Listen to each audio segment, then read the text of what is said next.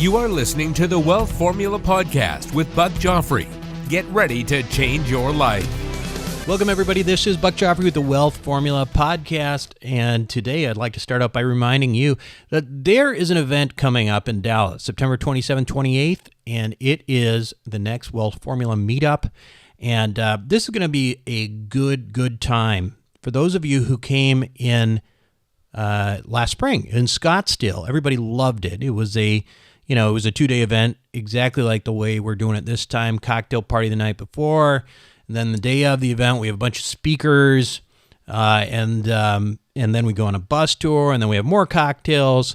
But the biggest thing about it is not the star-studded cast of speakers, which we have, including Tom Wheelwright and Doug Ludmell and a few others, but the ability for you to once and for all become a part of the living, breathing human community of Wealth Formula, which is, second to none, really, when it comes to the podcast community.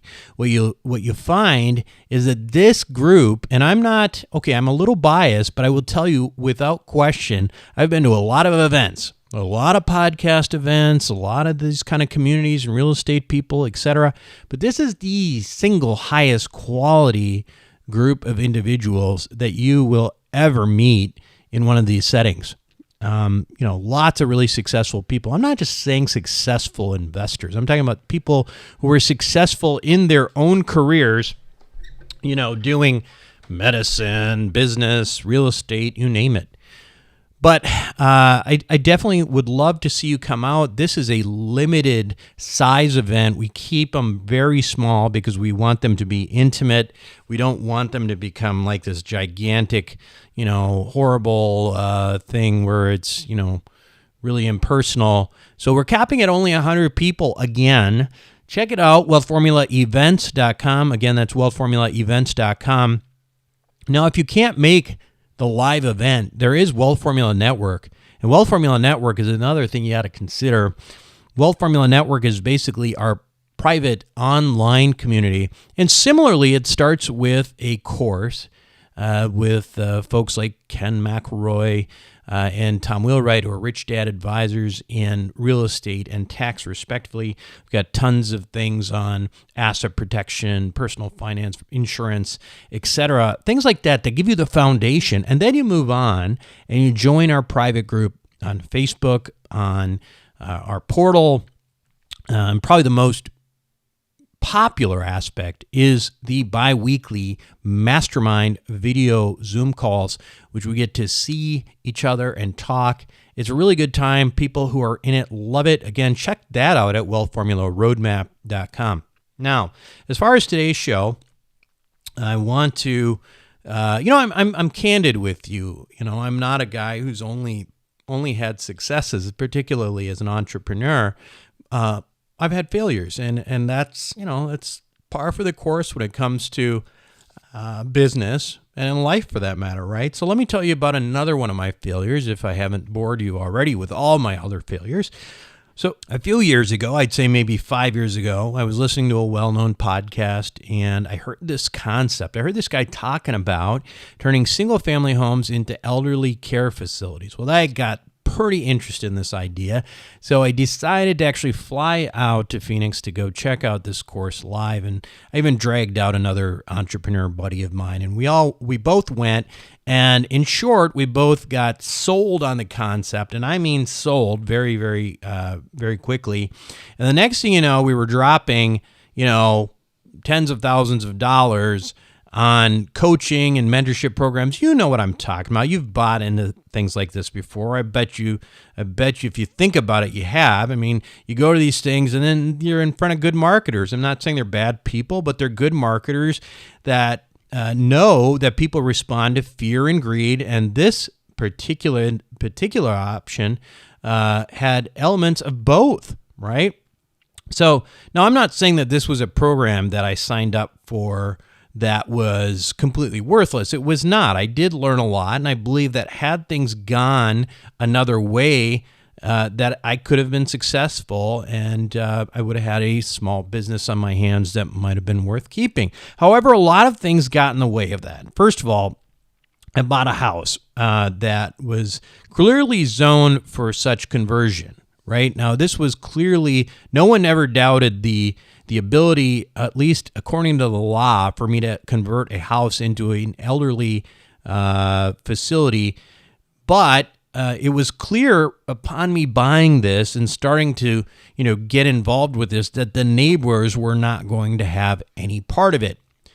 Now, I know you're thinking, wait a second, Buck, if you're zoned for it, you can do whatever you want, right? Well, not really. That's where the theoretical and the real world of local real estate and politics collide, and one of them invariably loses. Guess one. In short, the neighbors were, making me jump through all sorts of hoops that they knew would be difficult, time-consuming, and most importantly, in my case, expensive.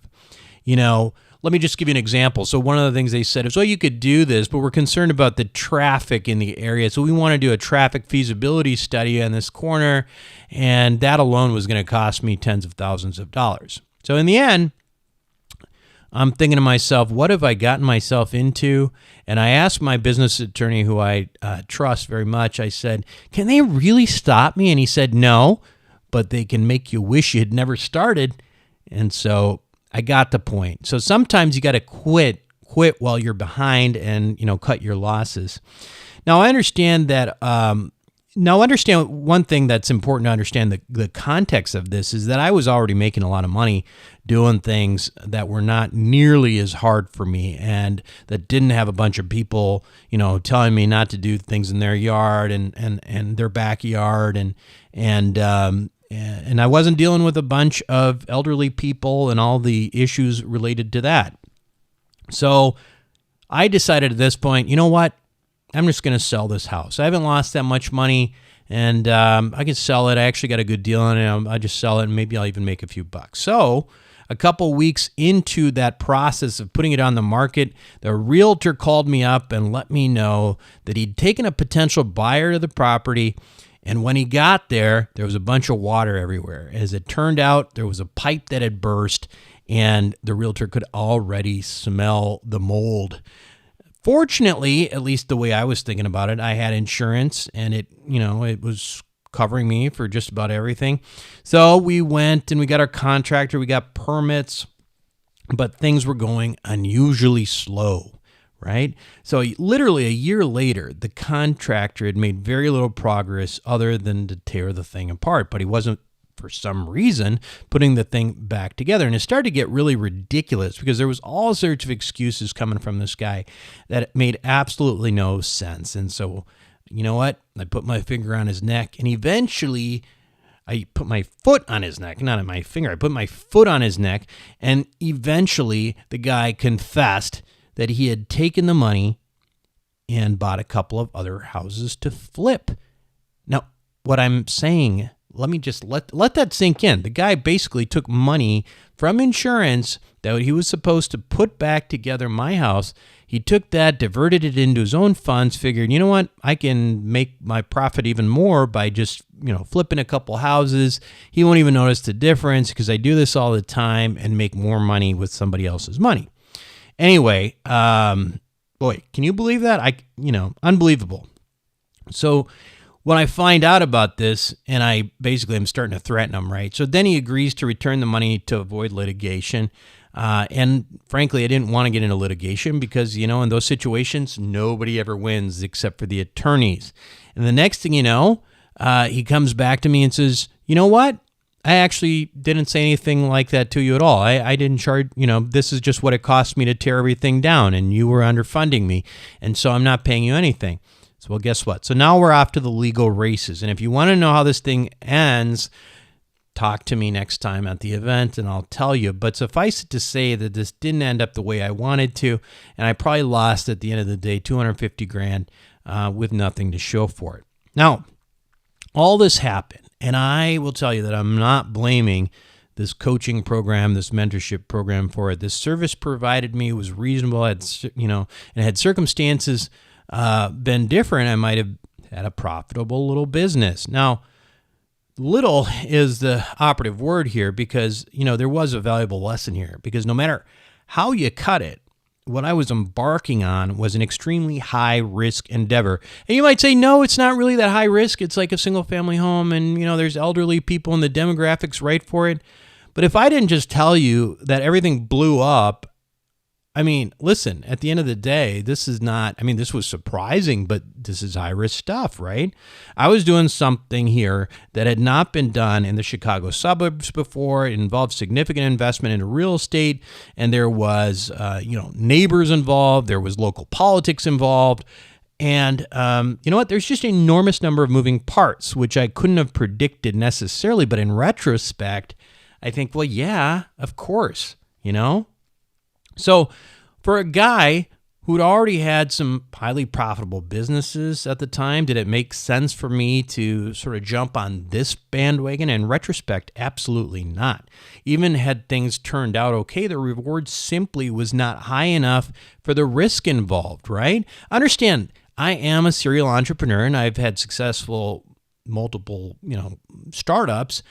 Some of them with 7 and 8 figure yearly revenues, but I've also failed on some of them.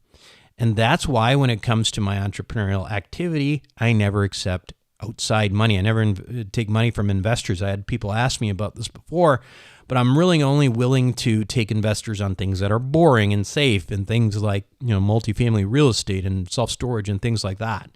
So anyway, losing money in that venture with this thing was not a big hit to me. It didn't take me down, didn't make me, lose everything I have. I've lost a lot more money in other efforts, which I have told you about in the past. But what bothered me about was that the upside was so limited. And what I mean by that is if you look at it, so, when you hear about things like 30% cash on cash on projects, that sounds pretty good to a real estate investor. But it's not that big of a deal for a business startup. You should really expect that kind of return from buying an established business, much less a startup, right? What I mean by that is if you're buying a business that has been around for 5, 6 years, 10 years, whatever, from a mom and pop, chances are you're going to pay about 2 to 3 times valuation, 2 or 3 times a profit for that. And what that means is if you bought the thing cash, you would basically be getting, about 30% cash on cash. That's literally a cap rate of 30, right? So that's for an established business. But how about for a startup, right? Well, let me give you a reference point. So for my successful startups, returns have been about 400 to 500%. And the bottom line is for this one, in retrospect, the best case scenario was for about 30% cash on cash. And it came along with lack of scalability, a ton of work and responsibility. It's really a big deal taking care of the elderly. I don't care what you say in terms of the marketing piece of this. Bottom line is I chalk this experience up as a mistake. Now, don't get me wrong, though. I'm not saying that there are not people who are not out there doing this successfully, but I will say that they probably could make more money doing something for less work, frankly. Now, that's my opinion. It's based on my experience. However, others have had, other experiences than mine, and they're doing pretty well. And what I find is that most of the people who are doing well in this area are successful in part because they really care about what they're doing, and they're not just seeing this through the lens of profit. And that is a problem when something's marketed like this. It's really just focusing on, the profit aspect of it. And that's what most people see because frankly, you've all got, full-time jobs. You've got other things going on. If you want to do this, it has to be a full-time endeavor. There's really no other way to do it in my view. Now, one of the guys who's doing just that is Lo Hornbuckle. And if you want to explore senior living as something you might want to get exposure to, you're going to want to listen to today's interview with Lo. He is going to talk about his experience, what he's doing.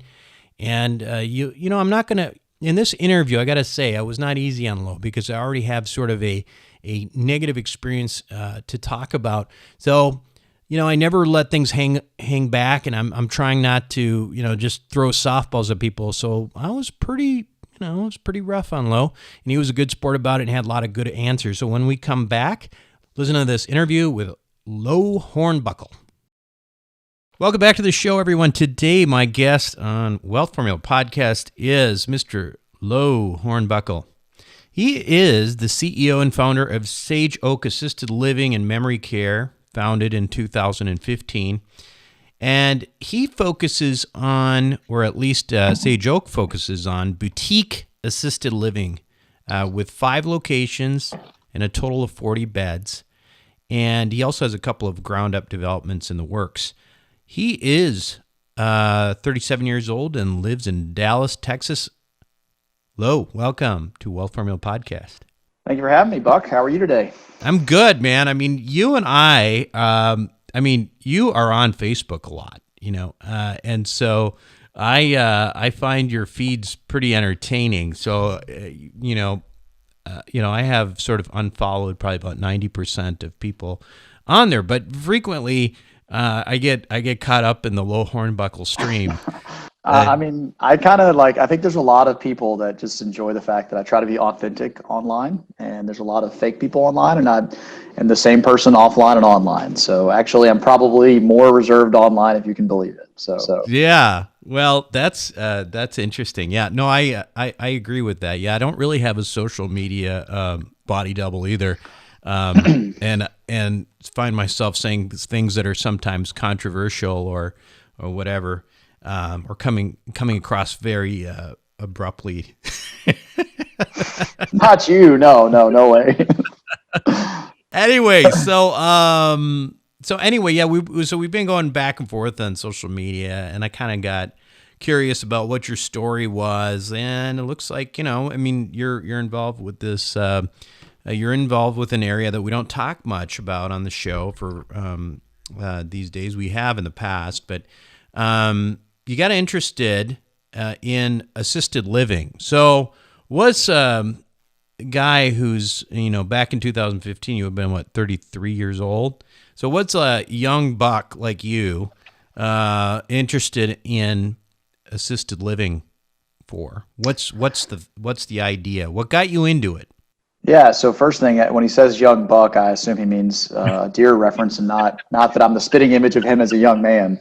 But no, I think the reality is that a couple of things. I mean, I'm kind of consider myself a social capitalist. So I try to do things that I have personal connection to and that I feel good about, but also have a profit motive behind it. And I think sometimes it's easy to get caught up in one or the other, and it's always nice when you can find a deal that has both.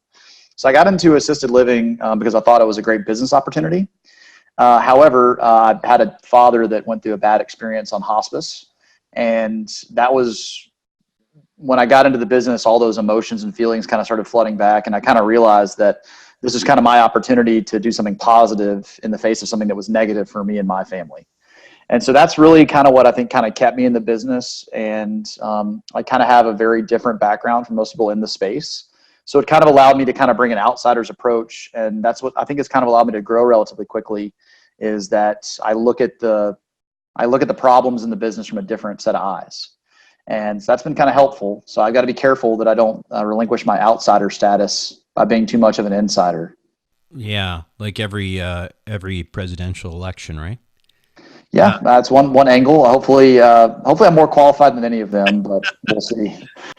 So, this is an area actually, assisted living, that I personally looked back a few years ago, and for me, on the surface, it was very attractive, but I found some bumps along the way, and I want to talk to you about those, because obviously you got 4 or 5 locations here, and you're doing pretty well. One of the issues that kind of spooked me a little bit was in talking to some of the banks involved on the lending side. Particularly Chase, which I do a lot of work with. They simply were not interested in lending money at the time, because despite the demographic crunch that we're hearing about coming, they were finding lots of failures in this area, in part because they said, well, maybe there's a demographic crunch coming, but currently these places, there's just not the need to continue to build and create more facilities. I'm not saying it's true or not. I want you to respond to that. Actually, Chase is a lender on at one point all 5 of the facilities. We refinanced a couple of them. So assisted living is probably one of the more unique sort of real estate plays, and that's very, very underwritten on the operator. And so if you presented a package with an operator that they believed in, they might have had a different answer. I know enough about your business model to know that a lot of times you're picking a jockey as a partner, you're picking an operator as a partner, you're JVing with an operator. So if you pitch them the concept without an operator, for them it's too abstract. Right. Because a lender oftentimes says, we don't want to take this over, right? Banks don't want to take over assisted living facilities. Sure. So they're betting on the operator more than anything else. Yeah. So I found pretty good success in getting stuff underwritten. But a lot of that's just because I've spent the time to speak the talk, to be able to speak one of the things I've really tried to get good at is being able to talk to the average person who doesn't understand assisted living, like say a banker, and be able to talk to them in a way where they can understand what it is that we're doing, how it's unique, kind of where the industry's headed. I think you're spot on with the demographics. I always make a joke, if I can make it through an entire podcast without saying the phrase baby boomer, that I should win a prize. I usually do, except in this segment here where I reference that I'm not going to say it, because it doesn't really matter, right? Because the average baby boomer, the average person in assisted living is 87. The oldest baby boomer is 74. So on average, they're not going to interact with the product for 10 or 13 years. So from my perspective, they're just now starting to get into independent living. My business model is focused on dementia care and assisted living, meaning that people maybe aren't choosing us because they want to, they're choosing us because they have to get care somewhere. And so because of that, we're focused on serving the current needs. And one of the best ways you can do that is be unique. I would agree with Chase that it's very easy to make yourself into a commodity in this space. And so it's all about the operator, the story they're telling, and kind of what they're going to be doing in the space that's going to set them apart. And that's been true for us as well. Anytime we've tried to work inside of a commodity, it's not a commodity business, right? It's a personal business. One of the things that you mentioned there that I think is also really important, because when I was doing this, and at the end of the day, I didn't stop. This thing for me, I had, essentially one of these homes. I thought I'd give it a try. Bought a house, and it didn't fail because of the financing part. At the end, the SBA was very interested in it. But what the reason it ended up failing was a situation, quite simply, that we had a bunch of not in my backyard people, and we were zoned properly. Everything was done, right? But they made life a living hell. And these are sort of the unknown factors where I think, to your point, like, I think one of the things that concerns me is there's within this sort of podcast ecosystem, there's this idea that it's something that, hey, anybody could do. And I think there's a lot of danger in that, because I absorbed some losses. For me, they weren't significant, but if somebody's putting a lot of money into this for themselves just to do it on their own, this is not like, buying a single family home, is it? Well, no, it's a service business with a real estate component. So it's probably 90% operations, 10% real estate. Now, obviously, your location matters, the design of your building, that all matters. But it's all about who's your manager, who's the care team, what value does the owner add if they're going to be active in the business or passive. Those things all matter. The not in my backyard sort of crowd, the NIMBY crowd. I think the really important thing to understand, and I'll tell you kind of a funny story. I got into a discussion with a bunch of not in my backyard folks on Nextdoor, which is like a neighborhood-based social media platform.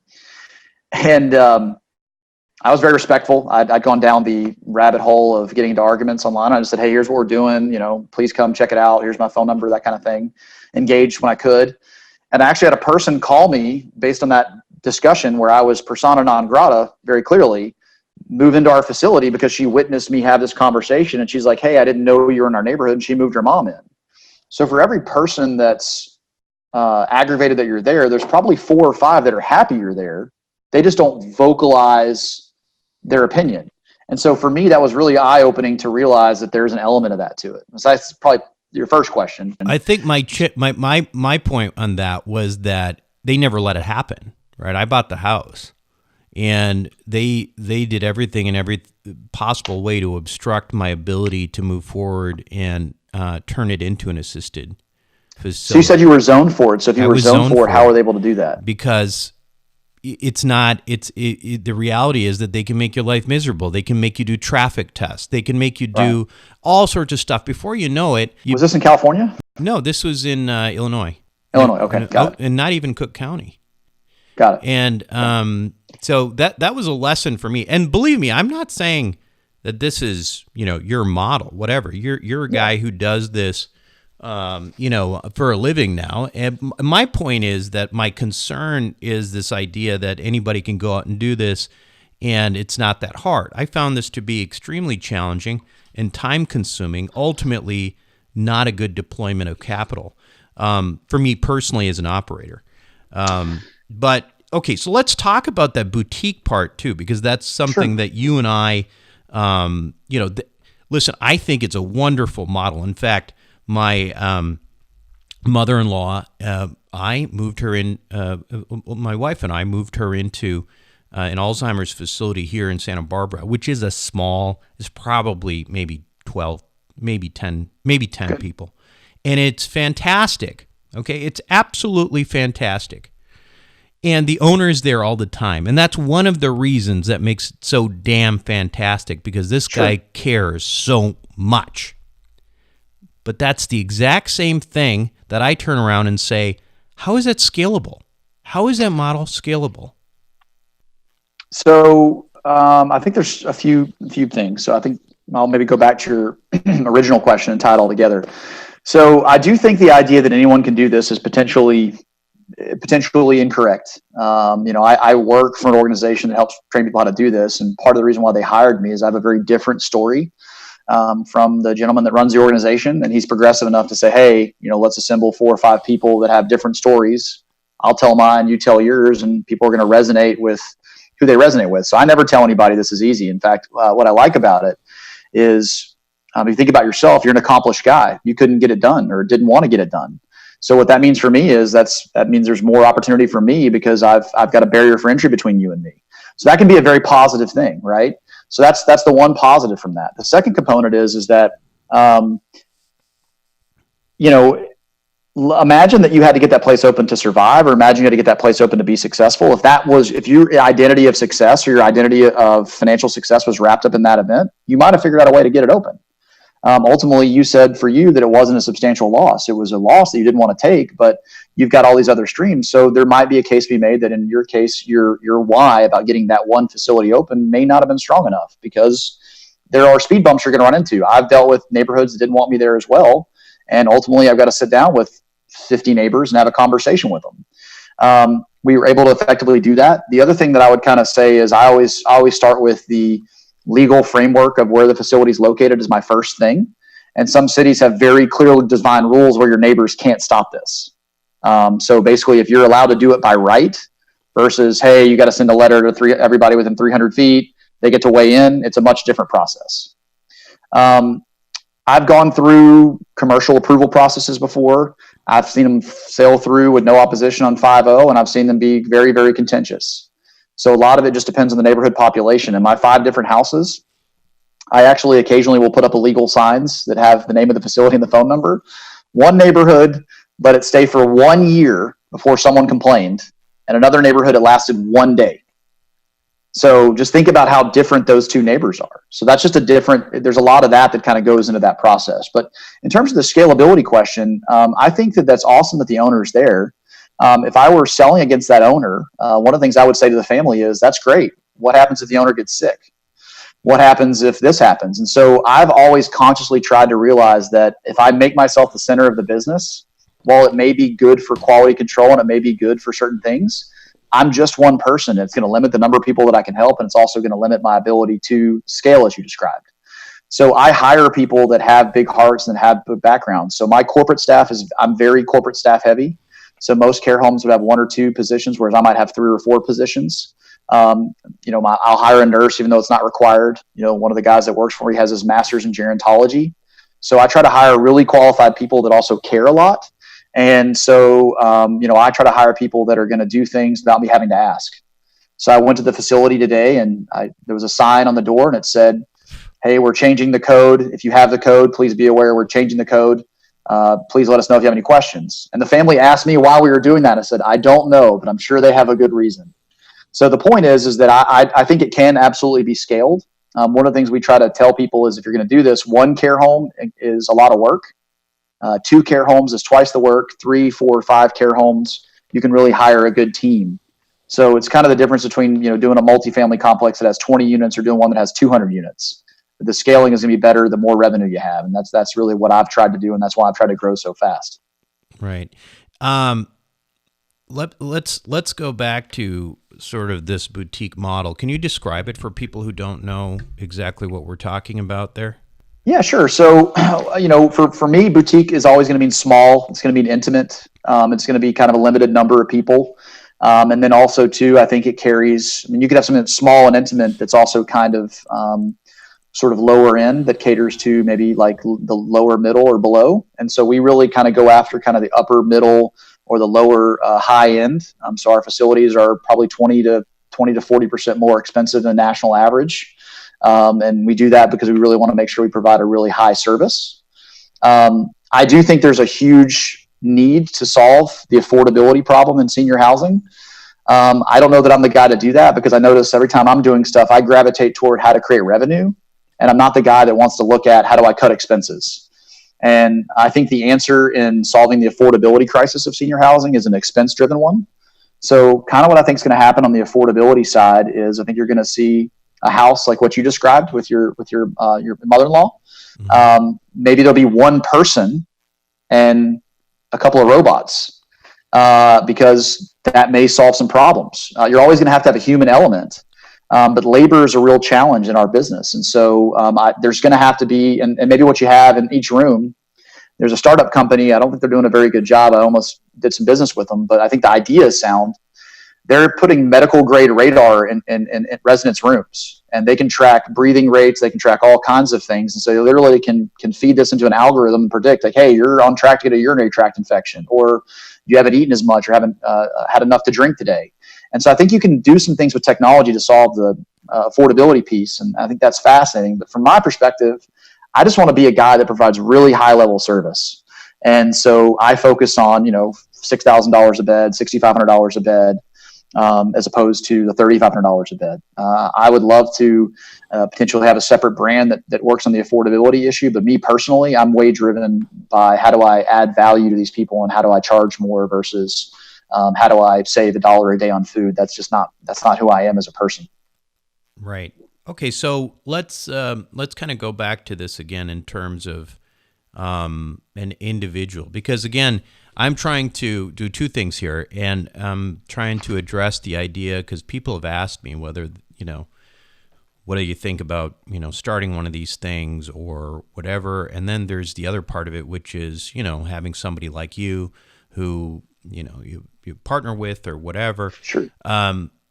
Let's talk about the pitfalls of the single family home conversion aspect. So yeah, to your question, in terms of, I guess there's 2 pieces to it. Basically, whether to start one of these, I don't think I would start with the goal of starting one.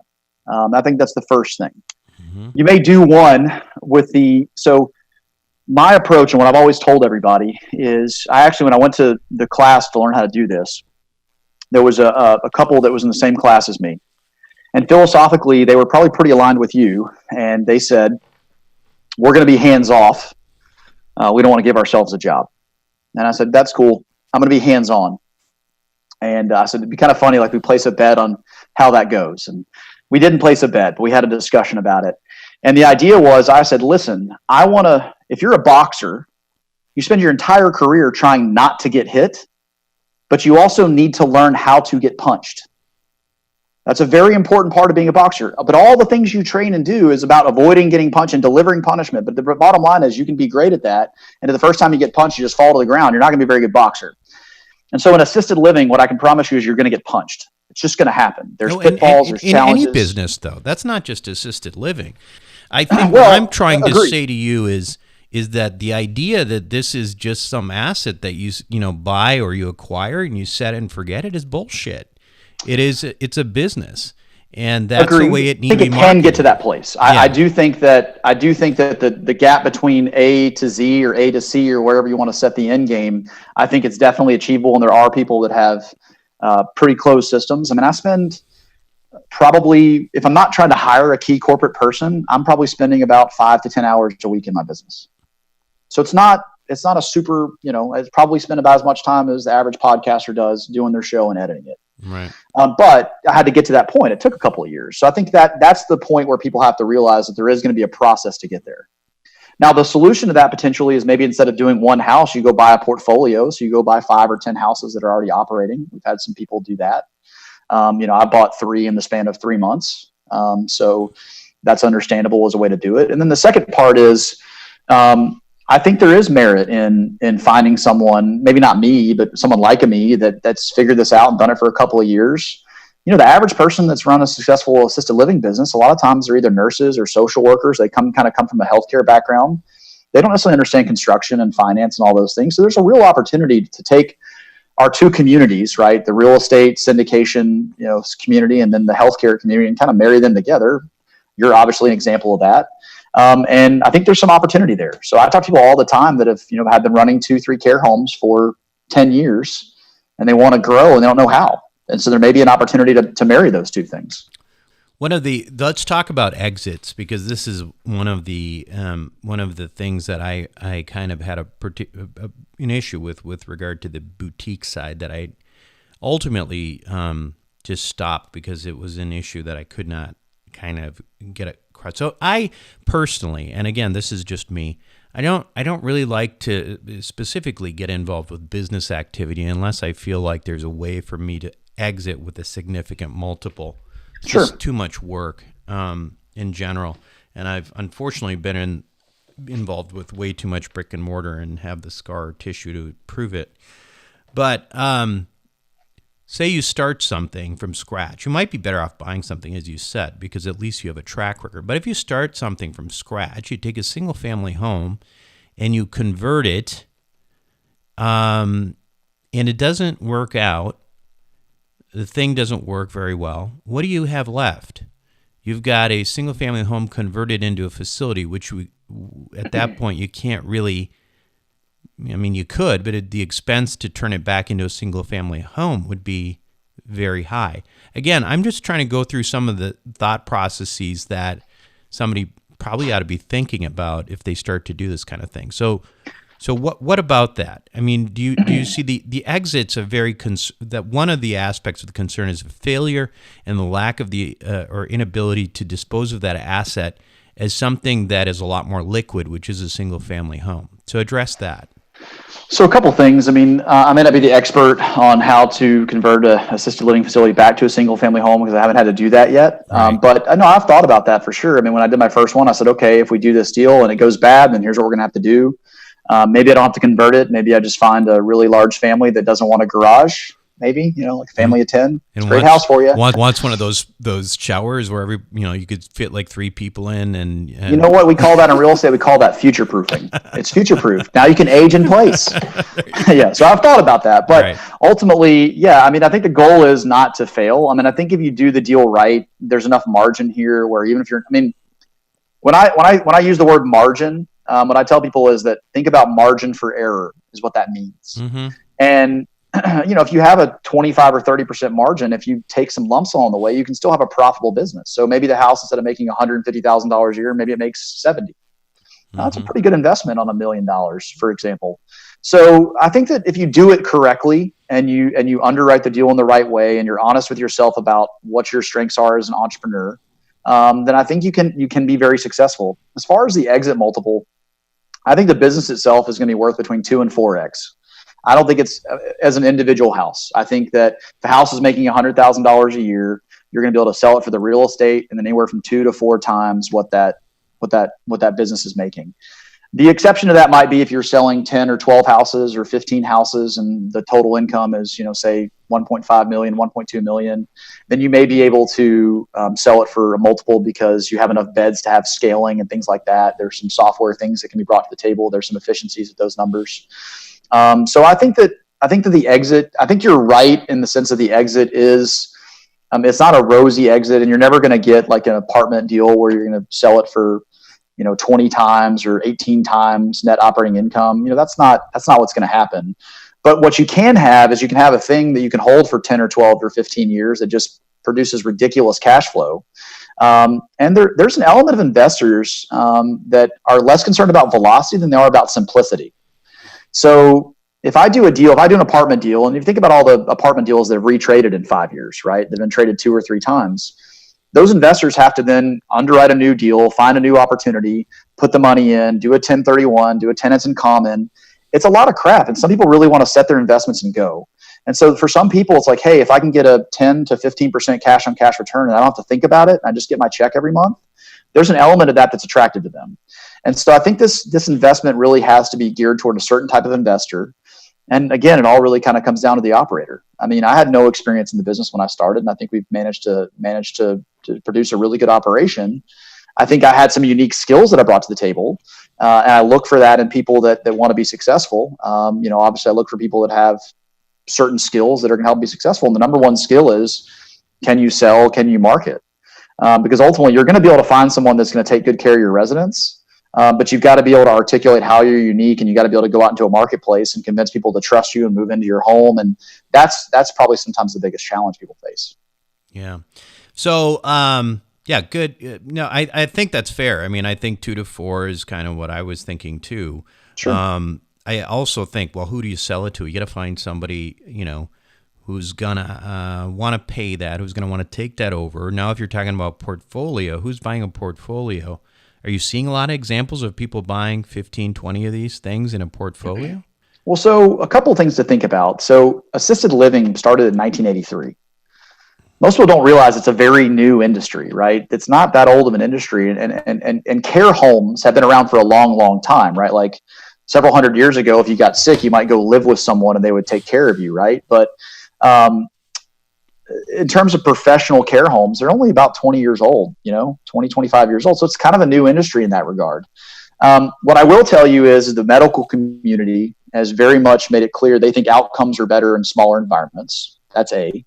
B, I think clients have told us, because you'll go into a marketplace and you might see a place like Dallas, it's like 88% occupied, and I might be 100% occupied. Sure. Well, why am I 12 points over the number? It's because we have a unique selling proposition that people want. So that's kind of an element of it too. So here's what I think is going to happen. You can look at other asset classes that happen in single family homes. I know we've had this discussion. For a long time, big money never came into single family homes because they couldn't figure out how to manage it. Warren Buffett famously said, I'd buy 100,000 houses if I could figure out how to manage them. And like 2 years later, BlackRock or whatever went and bought 100,000 homes. So I think that there's that part of it. But the second piece is that you mentioned at the beginning of the show that Chase said, hey, we know these big demographic changes are coming, but they're not here now. I think in 10 years, I think people are going to try to figure out how to play in this space. And so all of my projections are holding things for about 10 years, because what's going to happen is about 2 or 3 years before the chickens come home to roost, a lot of people with a lot of money are going to say, you know what, this is the business for us. And they're going to dump whatever asset they're in, and they're going to find ways to interact with that product. Some people are going to go out and they're going to buy Brookdale.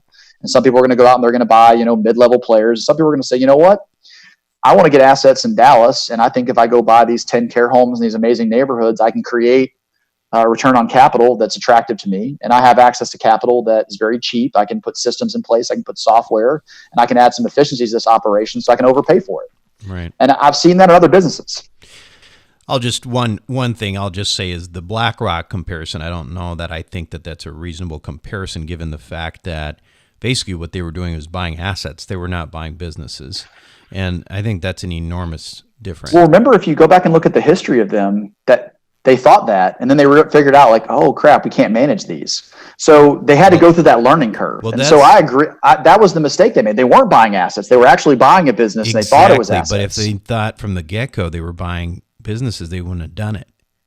So anyway, you see consolidation in a lot of stuff. I mean, the funeral home business has consolidated. The pharmacy business has consolidated. So there's been a lot of consolidation in these sort of demographic businesses. Obviously, pharmacies. You've seen it a lot where CVS has acquired a lot of stuff. You've seen, there's almost no such thing as an independently owned funeral home anymore, because a lot of the big national players have gone in and kept the name up, but have purchased them. So I think there's been a lot of consolidation in these sort of demographic based businesses. We've seen a lot of that. So curious now in terms of I was just reading your bio. You got some big projects coming up now, right? I mean, are you shifting to the larger projects, or how is that working? Tell me about So, yes, kind of. I don't like, 80 bed, 90 bed facilities all under one roof. So what I'm doing is I'm doing planned care home communities. So I believe in the model of care, having small houses with people in them. But I also love the scaling of a big building. And we talked about multiples earlier. So whereas a care home might trade at 2 or 4 times business, an assisted living facility might trade at an 8% cap rate, which is considerably higher than that. And so what I'm doing is I'm actually buying raw land and developing a neighborhood. And that neighborhood, instead of having families in it, have care homes. Each care home is independently licensed, independently addressed. And so what it allows you to do is it allows you to have a luxury home, a basic home, a dementia home. If you want to get really cute, you can have a Parkinson's home or a home for people with diabetes. You can have sub-demographics, like you can maybe have a house that's kosher. It doesn't matter. What the whole point is, you can cater to what the community tells you it needs.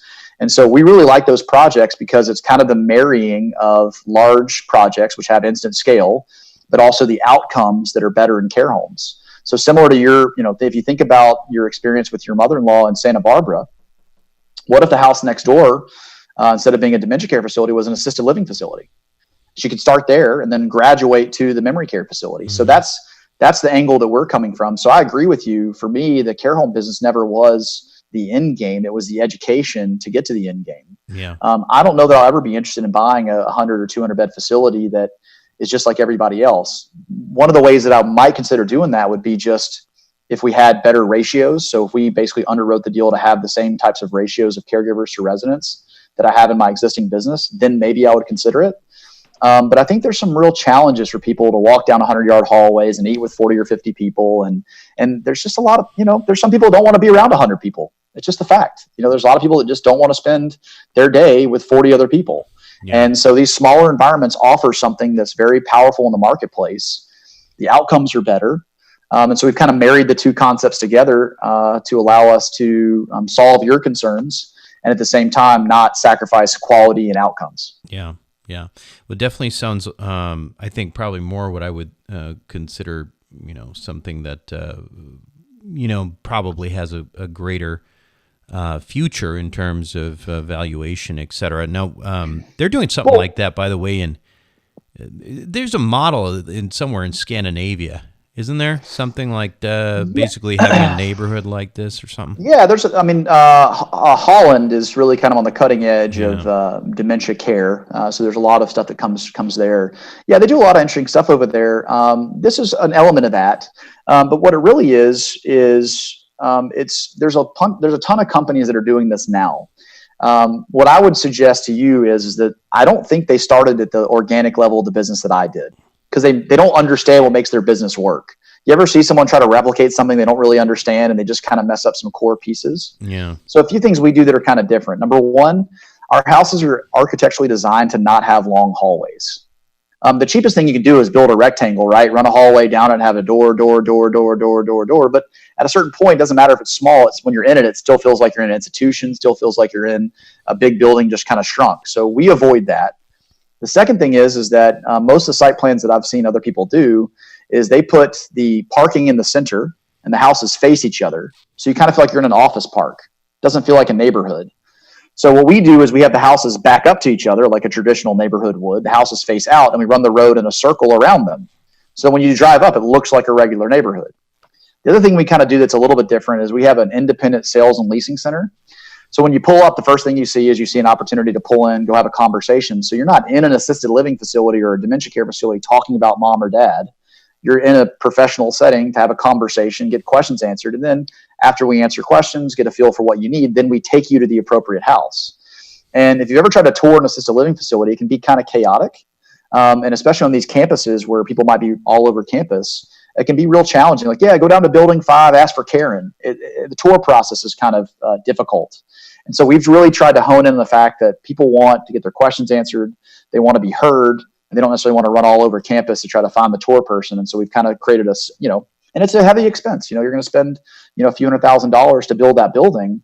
But at the end of the day, it makes your tour process so much better. It makes your success ratio on tours so much better. It makes your ability to connect with the client so much higher that we think it's a no-brainer. So that's the kind of stuff that we're doing that's a little differently than that's out there in the marketplace. Sounds good, man. Well, good luck with that. It sounds like sort of a better, sort of a best of both worlds type approach to that. Well, I had to do the first thing originally to be able to do this. Yeah. If I tried to do this as my first project, the odds are I would make some of the same mistakes. And so, I totally understand where you're coming from. I don't think that you're incorrect with your assessment. I just think at a certain point, I might assign a different value to the education. I might assign a different value to the process. Right. That the pain that I've undergone learning these lessons is the reason why I'll be successful in the bigger projects. Right. Well, I hear you're a big fan of rosé, so when you open up, make sure I know, and I'll come and bring you a bottle of nice rosé.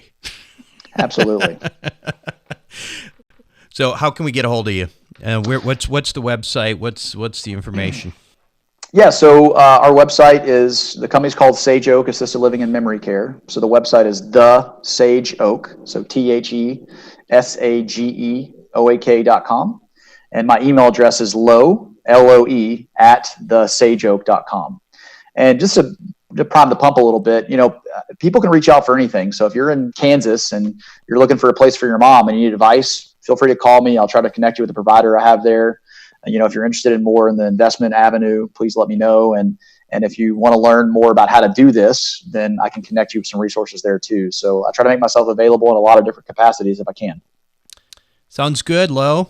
Thanks for being on Wealth Formula Podcast. Thanks, Doc. We'll be right back. Now, welcome back to the show, everyone. Obviously, I was not easy on Lo, and he was a really good sport about it. I get a lot of people asking me about this stuff, this sort of, hey, Buck, should I invest in this, these single family home conversions into care facilities, and should I invest in these with somebody else? Well, I just wanted to make sure that before you do this, you had some other, that you really beat this thing up and you thought about it before you do it, because it's not that easy. But anyway, hope you enjoyed that conversation. I think at the very least, you've probably given you some idea on which way you want to head when it comes to that type of investing. Now, these kinds of conversations, by the way, if you enjoy them, these are the kinds of things, that we beat up in Wealth Formula Network. So again, if you're interested in that, check that out, wealthformularoadmap.com. Hopefully you will sign up for our live event in Dallas, September 27th, 28th, and check that out at wealthformulaevents.com. We're limited to 100 people, so if you want to come, you got to move quickly. And that's it for me this week on Wealth Formula Podcast. This is Buck Joffrey signing off. Thank you for listening to the Wealth Formula Podcast. Visit us on the web at wealthformula.com. The information contained in this podcast are opinions, not fact. As always, consult your own financial team before making any investment. See you next time.